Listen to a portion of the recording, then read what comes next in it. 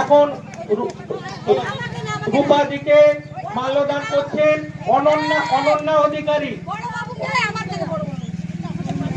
ওনাকে মাল্যদান করলেন অনন্যা অধিকারী এবং পুষ্প বৃষ্টি করে আমরা সবাই বন্দে মাতরম বন্দে মাতরম আইএনটিটি ইউসি জিন্দাবাদ।